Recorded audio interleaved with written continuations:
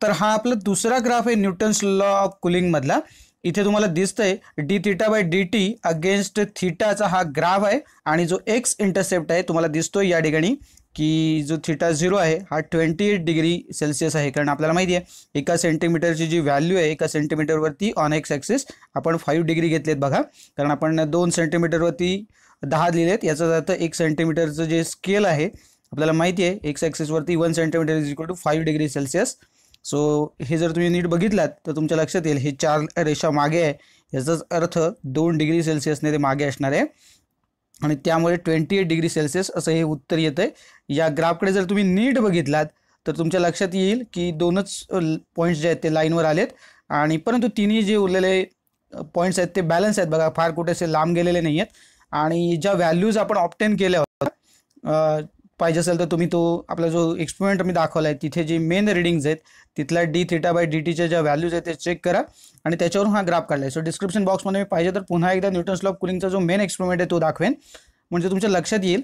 आणि दुसरी इथे सांगायची गोष्ट की ही जी लाईन तुम्हाला दिसतीये ही लाईन तुम्ही थोडीशी अशी फिरवू पण शकता इकडे तिकडे। तुमची जी पट्टी तुम्ही घेणार आहात ही पण स्ट्रेट लाईन ओढली आहे, ही थोडीशी जर टिल्ट केलीत तर पुन्हा एकदा हा जो इथे एक्स इंटरसेप्ट जो आहे तो वेगळा पण येऊ शकतो। अर्थात माझा इथे आपल्याला माहिती आहे रूम टेम्परेचर जी 28च मिळालं होतं आणि अनायसे मला इथे बरोबर 28 मिळत होतं म्हणून हे 2 पॉईंट मी सिलेक्ट केले। काही लोक याच्यापेक्षा वेगळे पॉईंट सिलेक्ट करतात। एक दुसरा पण एक सिच्युएशन अशी येत होती की हे 3 पॉईंट्स बरोबर एका रेषेत पण मला मिळत होते आणि हे 2 एकाच साईडला जात होते। सो बॅलन्स होत नव्हती रेषा आणि म्हणून मी ती केली नाही, नाहीतर अदरवाईज हे 3 पॉईंट्स कदाचित तुम्हाला एकाच रेषेवर मिळू शकतात आणि इथलं जे मग टेम्परेचर आहे ते अर्थात तेवढं मिळणार नाही, ते 31-32 डिग्री सेल्सिअस मिळू शकतं। सो ही परिस्थिती आहे सध्या। जो यातला बेस्ट होता तो ग्राफ मी द्यायचा प्रयत्न केला आहे तुमच्यासमोर। 2च पॉईंट जरी इथे दिसत असले तरी उरलेले जे पॉईंट्स आहेत ते बरोबर लाईनच्या बॅलन्सिंगवर आहेत, कारण 3 पॉईंट्स असताना शिल्लक एका साईडला 2 आणि एका साईडला 1 एवढंच आपण बॅलन्स करू शकतो आणि तेही रेषेच्या अगदी जवळ आहेत बघा। म्हणजे हे थोडीशी रीडिंग जर वेगळी असतील म्हणजे जर तुम्ही न्यूटन्स लॉ ऑफ कूलिंगचा जो पहिला कर्व जो आहे त्याच्यामध्ये जर तुम्ही बघितलात तर तुम्ही ज्यावेळेला स्लोप काढाल सेम रीडिंगमध्ये सुद्धा तुम्हाला D theta by D T हा वेगळा मिळू शकतो, कारण तुम्ही ज्या पद्धतीने तिथे जो तुमचा स्लोप आहे काढणार आहात त्या ठिकाणी तुम्हाला वेगळ्या व्हॅल्यूज मिळू शकतात। इथे जसं की मला इथे 1.5 मिळाला होता, तुम्हाला 1.5 मिळाला असं नाही, कदाचित वेगळा नंबर मिळू शकतो। इथे समजा हा 1.22 आहे, तो कदाचित तुम्हाला इथे समजा या ठिकाणी जर मिळाला, हे जे हा जो आकडा आहे थोडासा इकडे गेला, हा पॉईंट जर इथे शिफ्ट झाला तर कदाचित हा रेषेवर येऊ शकतो। सो थोडाफार बदल होऊ शकतो आणि कदाचित तुम्हाला 2 पेक्षा जास्त पॉईंट सुद्धा रेषेवर मिळू शकतात। आणि जो तिसरा ग्राफ जो आहे आपला याच्यातला हा ग्राफ काही वेगळा नाही आहे, इथे theta minus theta 0। So theta 0 किती आपला तर तो 28 डिग्री आपण त्या ऑब्झर्वेशनमध्येच बघितला होता, इथे पण तोच आलाय। ॲक्च्युली हे 28 आपल्याला मायनस नाही करायचे, लक्षात घ्या। आपण जे थेरॉटिकली जे मेजर केलं होतं प्रत्यक्षामध्ये ते 28, इथे कदाचित 29 पण आलं असतं।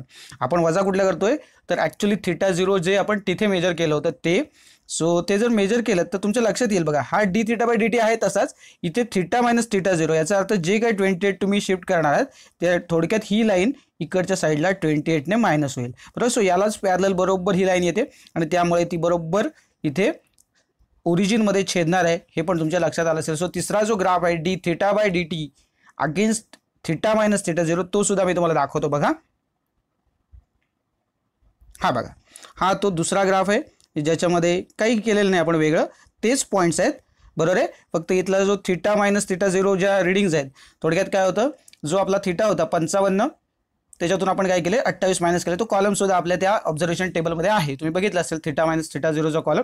सो त्याच्यानुसारच हे पुन्हा ग्राफ इथे प्लॉट झाला। थोडक्यात ही जी इथे लाईन होती 28ला इथे जी छेदत होती मगाशी तीच त्यालाच पॅरलल लाईन इथे जाते, लक्षात घ्या। आणि त्यामुळे हा बरोबर 0 मध्ये ओरिजिन मध्ये क्रॉस करतो इथे। सो एक्स इंटरसेप्ट जो आहे तुमचा ॲक्च्युली ओरिजिन मध्ये जाते ही लाईन, एवढं लक्षात घ्या। सो 2 महत्त्वाच्या गोष्टी तुम्हाला लक्षात ठेवायच्या आहेत। जो दुसरा ग्राफ आहे तो तुम्हाला काय देतो तर बरोबर एक्स इंटरसेप्ट जो आहे तो तुम्हाला देतो रूम टेम्परेचर। सो जे तुम्ही मेजर केलं होतं ते आणि हे दोन्ही जर ते सेम आले तर तुमचा प्रयोग जो होतो ॲक्च्युअली तुम्ही व्हेरीफाय केला असा त्याचा अर्थ होतो। आणि याच्यामध्ये तुम्हाला जी स्ट्रेट लाईन मिळते तिसऱ्या ग्राफमध्ये ती ओरिजिनमधून जाते बघा। ओके, सो अशा प्रकारचे 2 ग्राफ्स आहेत। पुन्हा एकदा स्लिपकडे वळूया, स्लिपमध्ये काय काय ते तुम्हाला सांगतो।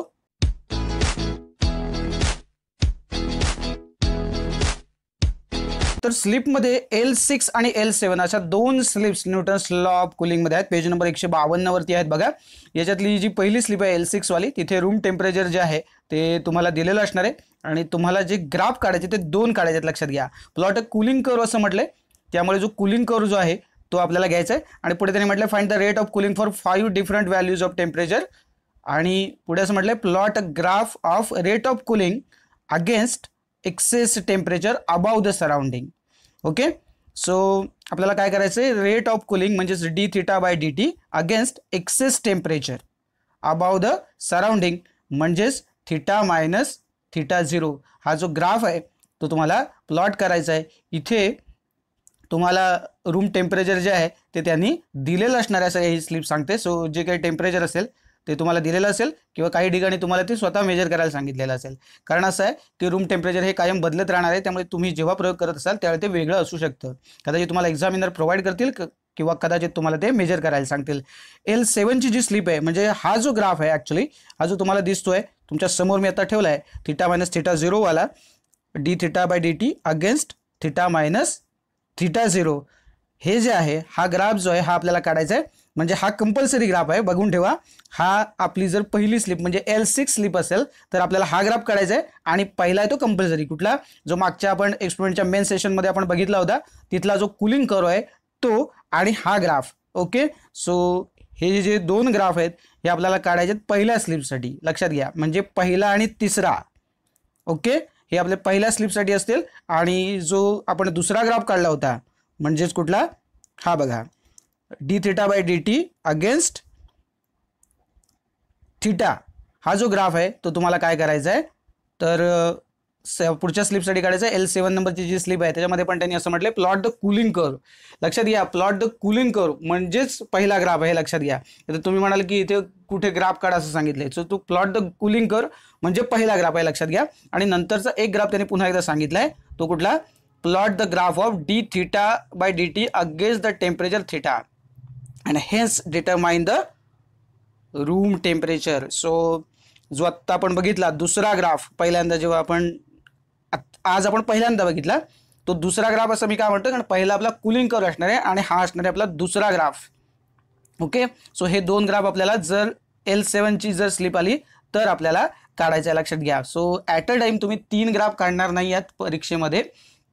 परीक्षेमध्ये तुम्हाला 2च ग्राफ काढायचे. पहिला कंपल्सरी L6ची स्लिप असेल तर तिसरा ग्राफ, आणि L7ची जर का स्लिप असेल तर पहिला आणि हा ग्राफ. ओके, म्हणजे आता जो तुमच्या समोर स्क्रीनवर दिसतोय तो D theta by D T against थिटाचा ग्राफ. आणि त्याच्यावरून तुम्ही काय काढणार आहात तर रूम टेम्परेचर डिटरमाइन करणार आहात. ओके, आणि खूप इझी आहे. आता तर आपण जेव्हा केलं तेव्हा आपण ते कम्पेअर पण करत होतो. कदाचित जर तुम्हाला हे जे रूम टेम्परेचर सांगितलं आहे ते व्यवस्थित जर मेजर करता आलं आणि जर तुमचा ग्राफ एकदम परफेक्टली त्या रिडिंगच्या जवळपास गेला तर खूपच चांगलं आहे. कारण बऱ्याचदा काय होतं, तुम्ही मेजरमेंटने जे रूम टेम्परेचर मोजता ते समजा 28 डिग्री आहे आणि तुम्ही ग्राफिकली काढताय ते 35 डिग्री मिळालं तर ते थोडंसं प्रॅक्टिकली ते बरोबर वाटत नाही. त्यामुळे जर 28 डिग्री सेल्सिअस जर तुमचं रूम टेम्परेचर असेल तर कुठेतरी 26, 27, 28, 29 या रेंजमध्ये असेल तर आपलं उत्तर जे आहे ते बरोबर आहे असं आपण म्हणू शकतो. सो मी तुम्हाला तेच सांगतोय कायम की ही जी लाईन आहे बेसिकली, लक्षात घ्या, ही लाईन थोडीशी टिल्ट केलीत तर की हे बदलेल, पण इथे प्रॉपर तुम्हाला दिसतंय की बॅलन्स पण असली पाहिजे. नाहीतर काय होईल, तुम्ही फक्त इथला पॉईंट बरोबर यावा याच्यासाठी इथली रेषा नीट आहे की नाही ते न बघताच रेषा ड्रॉ कराल तर असं करू नका. ती बॅलन्स होईल शक्यतो असं बघा. आणि जर असं केलं असाल तर डेफिनेटली तुमचा जो न्यूटन्स लॉ ऑफ कुलिंग आहे तो व्हेरीफाय होईल.